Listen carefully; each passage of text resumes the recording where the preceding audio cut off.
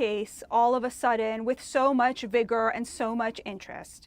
And the answer is because, as you led with, Piers, Elon Musk decided that this was going to be his cause du jour. And the reason that he decided that, it seems to me, is to distract from the massive debate that he launched about H-1B visas when he sided with foreign workers over American workers, and the fact that in response to criticism, he has begun censoring people on Twitter in exactly the same way that conservatives used to be censored on Twitter under the old regime. And in order to change the subject, he has decided to talk about this decade-old case in Britain and take up this character. And you are right, you are both right, it's not Islamophobic for people in England to debate this.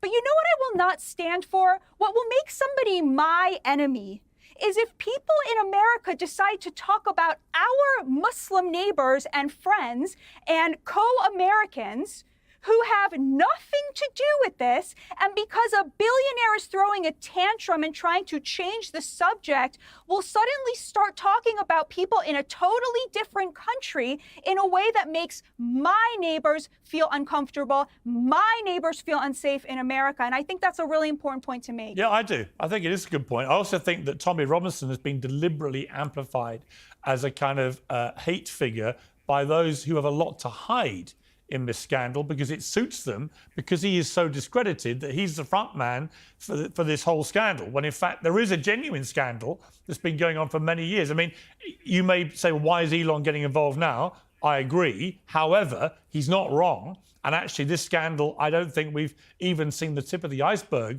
of accountability. Not a single person in authority who was part of the cover-up has been held properly account or been put in prison. That is a disgrace. Riley, how do you feel about Elon Musk? I mean, he's a complex character. I've met him. He's a genius. He's very thin-skinned, but he's brilliant, and he can be terrible, right? I mean, he can be all those things. Yeah, that's right, Piers. Here, really quickly, let me just address what is going on with this grooming case, or as you said, this horrific, I mean, that's to put it mildly, really, gang raping situation that has been going on in the UK.